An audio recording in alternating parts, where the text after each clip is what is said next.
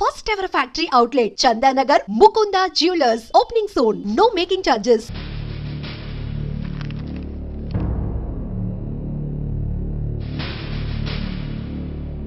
Proceed. Your Honor, ఈ నేరస్తుడిని కఠినంగా శిక్షించండి అని వాదించడానికి కూడా ఒక్క నిమిషం ఆగి అతని వయసును సమీక్షించుకోవాల్సినంత చిన్న వయసులో ఇతను 2 హత్యలు చేశాడంటే మన న్యాయ వ్యవస్థ మొత్తం ఒక్కసారి మళ్లీ ఆలోచించుకోవాల్సిన పరిస్థితి ఏర్పడింది. ఇతనికి జరిగింది అన్యాయమే, కానీ హత్యకు హత్య, హింసకు ప్రతిహింస సమాధానం కాకూడదు. ఇతను చేసిన తప్పుకు తప్పకుండా శిక్ష విధించాల్సిందే. కానీ వేసి ఆ శిక్షలా మాత్రం కాకుండా మొత్తం బాలలోకానికి, రేపటి తరానికి శిక్షణలా అనిపించాలి. It's my sincere request. That's all your honour. బాబు, నువ్వు చెప్పుకోవాల్సింది ఏమైనా ఉందా? ఆ హత్యకు సంబంధించిన అన్ని వివరాలు మాకు తెలిసిన ఎక్స్ మినిస్టర్ ఈ ఊళ్ళో పవర్ఫుల్ పర్సన్ అయిన చౌడప్పకి అగెనిస్ట్ గా సాక్ష్యం చెప్పడానికి ఎవరూ ముందుకు రాకపోయేసరికి కేసు క్లోజ్ చేయాల్సి వచ్చింది. మీలాంటి ధైర్యవంతులు ఊరికి ఒక్కరుంటే చాలు, మా డిపార్ట్మెంట్కి ఎంతో హెల్ప్ అవుతుంది. దేశం కోసం ప్రాణాలు ఇవ్వడానికి సిద్ధపడ్డ సైనికుడిని నేను. మేం కాపాడుతున్న దేశంలో ఇలాంటి కిరాతులు ఉండటానికి వీల్లేదు. ఇదిగోండి కంప్లైంట్, వెంటనే కేసు బుక్ చేయండి. మీరు ఎప్పుడు రమ్మంటే అప్పుడు నేను కోర్టుకు రావడానికి సిద్ధం. Thank you. I appreciate your spirit. Thank you. అవసరమైనప్పుడు కబురు పెడతాను, మీరు తప్పకుండా రావాలి. షూర్.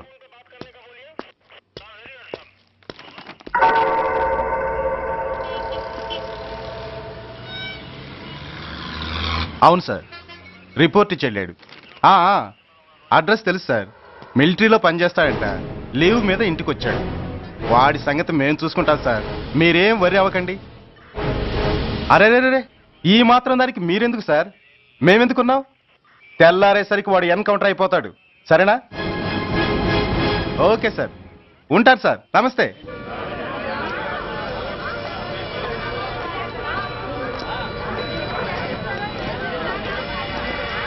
నాన్న, మనం ఈ ఊరోజులు ఎందుకు వెళ్ళిపోతున్నాం? ఈ ఊళ్ళో కొందరు చెడ్డోళ్ళు ఉన్నారు బాబు. ఎవరు వాళ్ళు?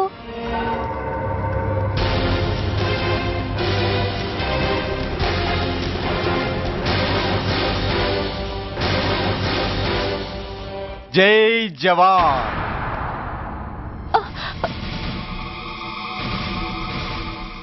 కోర్టుకొచ్చి సాక్ష్యం చెబుతాన్న మిలిటరీ ఆయన చెప్పా పెట్టకుండా ఊరొదిలి పారిపోతున్నారే. రేయ్, నేను సైనికుణ్ణిరా. వెన్ను చూపించి పారిపోవడం నాకు అలవాట్లేదు. కాకి బట్టలు తొడుక్కొని అలాంటి లుచ్చాల దగ్గర పాకి పనిచేసే ఇలాంటి వాళ్ళ పని పెట్టడానికి మళ్ళీ తప్పకుండా తిరిగి వస్తానురా. అంత లేదమ్మా, అసలు నువ్వు ఇక్కడి నుంచి వెళితే కదా తిరిగి రావటానికి. తమ్ముంటే ఆపండ్రా. చా రండ్రా.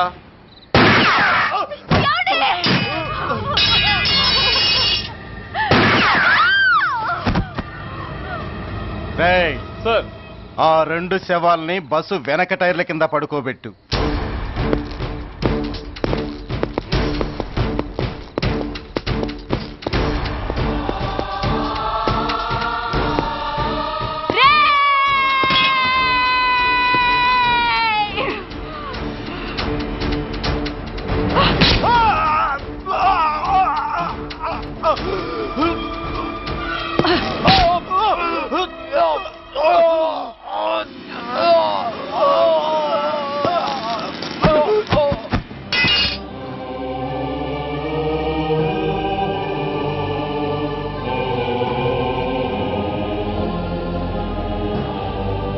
నాకు తుపాకీ ఇప్పించాడు సార్. ఇక్కడున్న పోలీసులందరినీ చంపేస్తాను సార్. వాళ్ళు మంచి వాళ్ళు కాదు sir.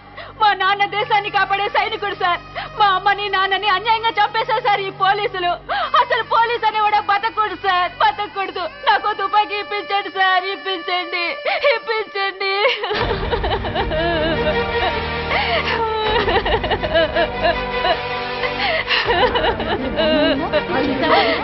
Order, order. The judgment is reserved. Court is adjourned. ఏ తలబట్టేసిందా? మీరా? ఏమా బాగున్నారా? బాగున్నానన్నయ్య. రండి కూర్చోండి. ఏరా, బోర్డర్లో ఉండాల్సిన వాడి కోర్టులో పరిశీలన అయ్యావు. ఎంతసేపు అయింది వచ్చి? ఈ కేసు హియరింగ్ స్టార్ట్ అయ్యేసరికి వచ్చామన్నయ్య. ఇంతకీ ఆ అబ్బాయికి ఏం శిక్ష పడొచ్చు? ఏముందమ్మా, మైనర్ కాబట్టి కొన్నాళ్ళ పాటు రీఫార్మ్ స్కూల్ పంపించాల్సి ఉంటుంది. ఆ శిక్ష వేసేసి చేతులు దులిపేసుకుంటారు అంతేగా? నేరం చేసిన వాడికి శిక్ష వేయటం చేతులు దులుపుకోవడం ఎలా అవుతుందిరా? వాడు చేసింది తప్పు కాదని నీ అంతరాత్మకు తెలియదా? మన దృష్టిలో తప్పు కాకపోయినా చట్టం దృష్టిలో అది నేరం. దానికి శిక్ష వేయక తప్పదు. అసలు శిక్ష అనేది ఎందుకురా? మనిషిలో పరివర్తన తేవటానికి. మీరు వేసే శిక్ష వాడిని తప్పు తెలుసుకొనివ్వదు, తప్పుదారిలోకి మళ్ళిస్తుంది. ఏంటో నువ్వనేది? ఆ పసి మనసులో ఎంత ఆవేదన ఆవేశం ఉన్నాయో చూశావు కదా. శిక్షాకాలంలో అవి వాడితో పాటే పెరుగుతాయి తప్ప తరగవు. సమాజం మీద కక్షతో, వ్యవస్థ మీద హేట్రెడ్తో ఓ రెబల్గా సొసైటీలోకి వస్తాడు. దగ్గరకు తీసుకుని ఆదరించేవాళ్ళు లేక మరో క్రిమినల్గా తయారవుతాడు. ఇంతకీ నువ్వు అనేది ఏమిట్రా? మా కన్న కొడుకు ఎలాగూ పోయాడు, వాణ్ణి మేం పెంచుకుంటాం. Yes, we want to adopt him. I appreciate your humanity major Bhargav.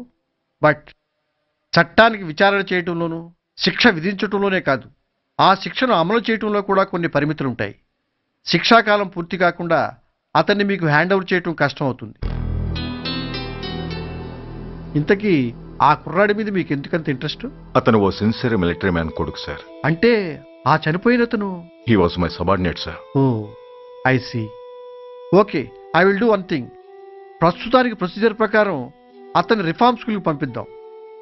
ఈలోగా గవర్నమెంట్కి, లా అండ్ ఆర్డర్ డిపార్ట్మెంట్కి స్పెషల్ పర్మిషన్ కోసం అప్లై చేసి వాళ్ళని ఒప్పిస్తాను.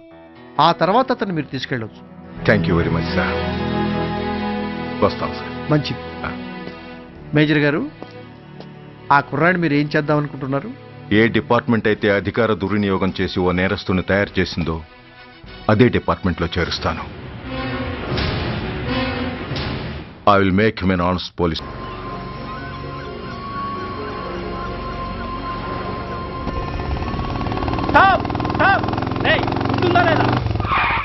నిన్నేరా? ఏంటి అలా చూస్తున్నావు?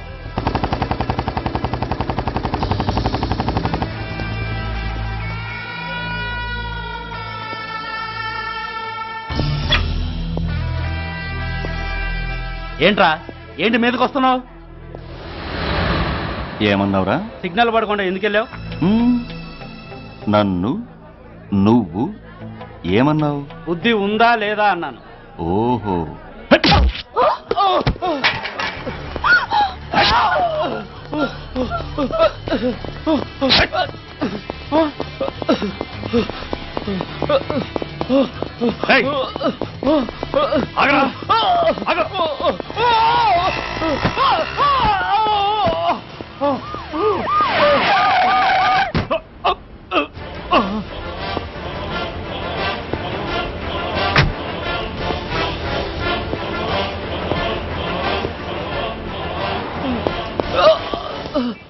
అతని హాస్పిటల్కి తీసుకెళ్ళండి. Drop the knife. కత్తి కింద పడై.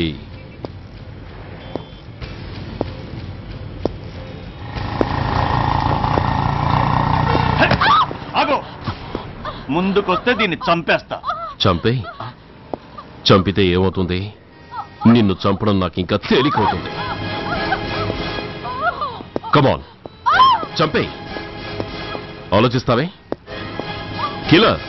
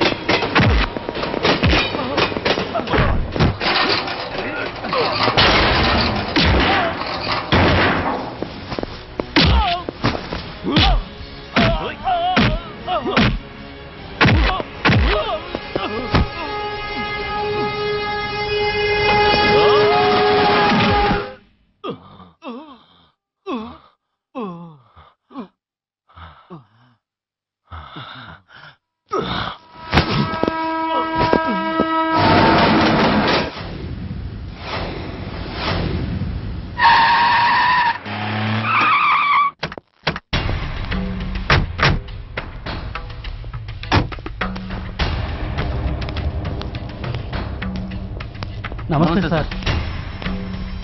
నమస్తే సార్.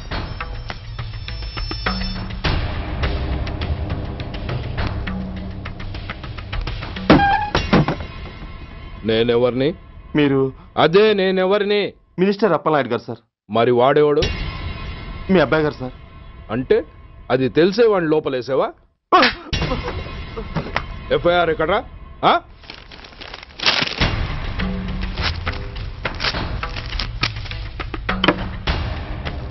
నువ్వే నా రైటర్వి? అవును సార్. నీకెన్ని గుండెలుంటే మా వాడి మీద ఎఫ్ఐఆర్ రాస్తారా? రే సెల్ తాళాలు ఎక్కడ్రా? ఇవ్వండి సార్. నీ అబ్బా నాకిస్తారా? ఇల్లు తెరువు. అసలు ఎవడరా నా కొడుకుని అరెస్ట్ చేసింది? ఏసీపీ సూర్య గారు అంటున్నానా? తూ నీ అబ్బా సిగ్గు లేదురా? ఆడంగి నాయల్లా తన్నులు తినొస్తారా? నా కడుపున చెడబుట్టావు కదరా. వెళ్ళు కార్లో కూర్చో. రే అసలే అడ్డదారులు అసెంబ్లీకి వెళ్ళినోడిని. నాకు సంబంధించిన విషయంలో ఎవడన్నా అడ్డొచ్చాడో అడ్డంగా నరికేస్తా.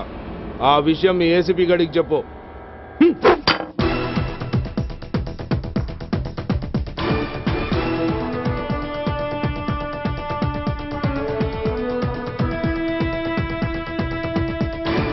ఒక్కడు చాలు ఒక్కడు చాలు ఒక్కడు చాలు ఒక్కడు చాలు ఒక్కడు చాలు ఒక్కడు చాలు ఒక్కడు చాలు ఒక్కడు చాలు ఒక్కడు చాలు ఒక్కడు చాలు ఒక్కడు చాలు ఒక్కడు చాలు దేశ మాత నుదుటి గీత మార్చేందుకు ఒక్కడు చాలు తిరుగులేని కొత్త రాత రాసేందుకు ఒక్కడు చాలు ఒక్కడు చాలు ఒక్కడు చాలు ఒక్కడు ఒక్కడు ఒక్కడు చాలు ఒక్కడు చాలు ఒక్కడు చాలు నూతనంగా ఉప్పొంగే ఈ చరితం పోతనన్న రాయలేని భాగవతం విశ్వమంతా విస్తుపోయి భరత జాతి వంక చూడ బలవంతుడొక్కడు చాలు ఒక్కడు చాలు ఆ ఒక్కడు నువ్వే కావాలి నువ్వే నువ్వే కావాలి ప్రతి ఒక్కడు నీతో రావాలి నీతో నీతో రావాలి ఆ ఒక్కడు నువ్వే కావాలి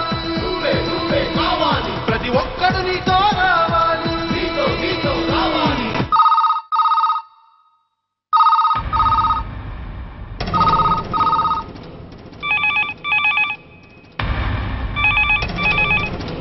కమిషనర్ హియర్. ఏంటి ఏ పోలీస్ స్టేషన్లోనూ ఫోన్లు ఎత్తడం లేదా? ఏమయ్యారు వీళ్ళంతా?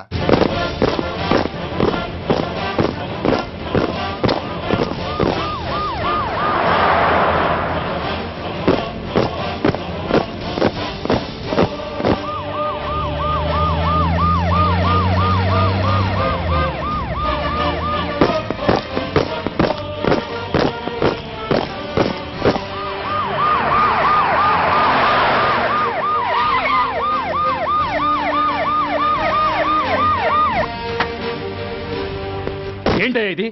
What is non sense? Uniform తీసేసి పోలీస్ స్టేషన్ మూసేసి బజారు పడతారా? మీరు పోలీసులు అనుకుంటున్నారా, గొండాలు అనుకుంటున్నారా? విలువలేని యూనిఫామ్స్ ఒంటి మీద ఉంటే ఊపిరాడడం లేదని తీసేసాం సార్. పందులు పందికుక్కులు స్టేషన్లోకి వచ్చేస్తుంటే వాటిని ఆపే శక్తి లేక తాళాలు వేసేసాం సార్. మిస్టర్ సూర్య, పోలీస్ వ్యవస్థ లాంటి ఎమర్జెన్సీ సర్వీసుల్లో ఇలా సమ్మెలు చేయడం నిషేధం. అదే ఎందుకని సార్?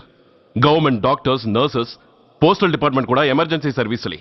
వాళ్ళు హక్కుల కోసం స్ట్రైక్ చేయడం లేదా? ఆఖరికి వాళ్లకున్నపాటి విలువ గౌరవం కూడా మాకు లేవా sir? Mister Surya, you are crossing your limits. మీరు ఇలా చేయటం వల్ల కామన్ పీపుల్ ఎంత సఫర్ అవుతారో ఆలోచించారా? పోలీస్ అనేవాడు కూడా ఓ కామన్ మ్యాన్ అనేది మర్చిపోకండి సార్. ఇంతకీ మీకు ఏమన్యాయం జరిగిందయ్యా?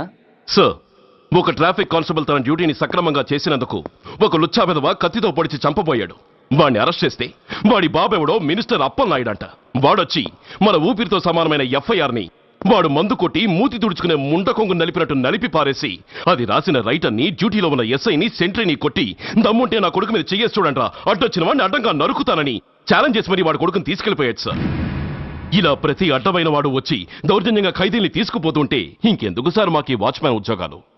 బ్లాక్ లో టికెట్లు అమ్ముకునేవాడిని లాకప్ లో పెడితే మున్సిపల్ చైర్మన్ ఫోన్, ఓ రౌడీ విధవను అరెస్ట్ చేస్తే ఎమ్మెల్యే ఫోన్, ఓ రేపిస్ట్ అరెస్ట్ చేస్తే మినిస్టర్ ఫోను. అందరికీ రూల్స్ అండ్ రెగ్యులేషన్స్ ఉంటాయి, కానీ మా పోలీస్ వాళ్ళకి మాత్రం రూలింగ్ లో ఉన్నవాడి మాట వినడం ఒక్కటే రూలు.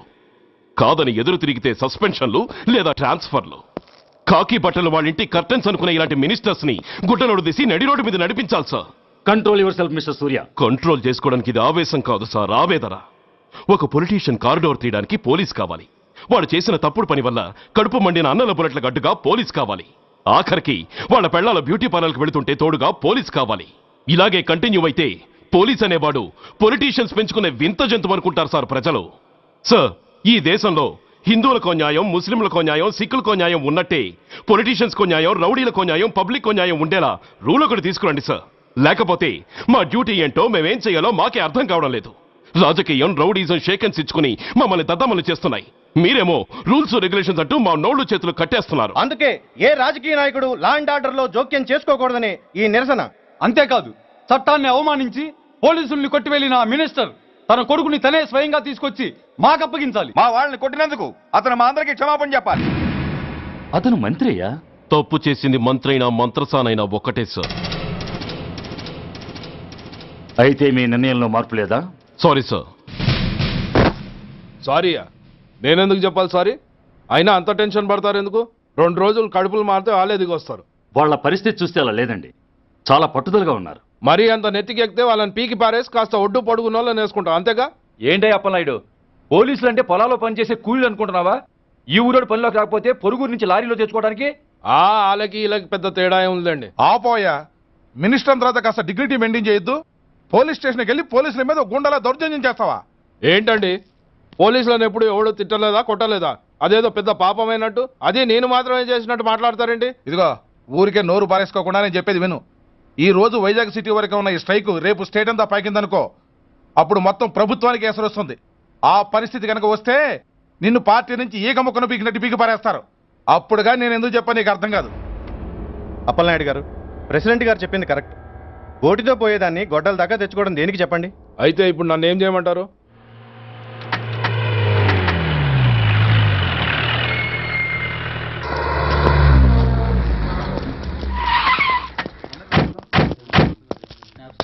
హలో, మా ఈ నిరసన పబ్లిసిటీ కోసం కాదు, మా ప్రాబ్లం సాల్వ్ చేసుకోవడం కోసమని మీకు ముందే చెప్పాను. మళ్ళీ ఎందుకు వచ్చారు? మినిస్టర్ గారు రమ్మంటే రాకుండా ఎలా ఉండగలం సార్? మినిస్టరా? ఏ మినిస్టర్? అప్పలనాయుడు గారే సార్. అరుగో అప్పలనాయుడు గారు వచ్చేసారు, పదండి.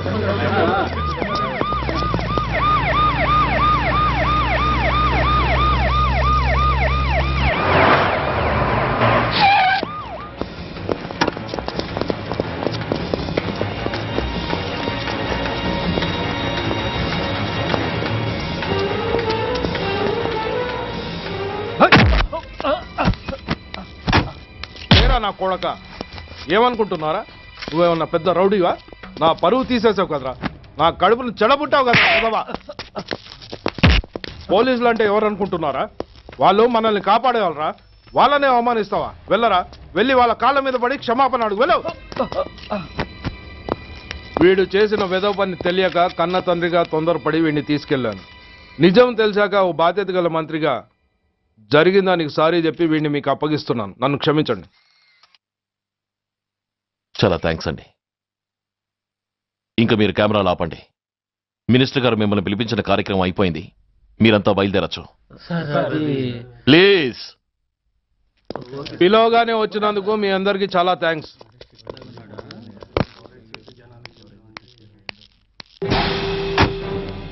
ఏంటయ్యా ఇది? ఎందుకు డోర్ మూసావు? సెక్యూరిటీ, అలా చూస్తూ నిలబడతా అండి. ఏంటయ్యా ఇది? మీరు చెప్పింది చేశానుగా, నా కొడుకుని మీకు అప్పగించాను, మీ అందరికీ సారీ చెప్పాను, ఇంకా ఏంటి? చేసిన ప్రతి తప్పుకి సారీ అంటమే శిక్ష అయితే లా బుక్లన్నీ పాకెట్లో పెట్టుకునే డైరీ సైజుకి పడిపోతాయి. ఇంతకీ ఏంటయ్యా నువ్వు అనేది? మీరు మా వాళ్ళకిచ్చినవి తీసుకెళ్లిపోండి. ఒకళ్ళిచ్చిన ఉంచుకోవడం మాకు అలవాట్లేదు. నేనేమిచ్చాను? మరీ అంత మతిమరుపు అయితే ఎలా సార్? ఏంటిది? మీరు మా ఎస్ఐకి చెప్పుతో ఇచ్చారు. అతని తరఫున నేను మీకు షూతో ఇస్తున్నాను. ఎంత ధైర్యం రా నీకు? నన్నే కొడతావా? నీ ఎంత చూస్తాను, ప్రాణాలు తీస్తాను. డిఐజీ కమిషనర్ ఎక్కడా మీరు?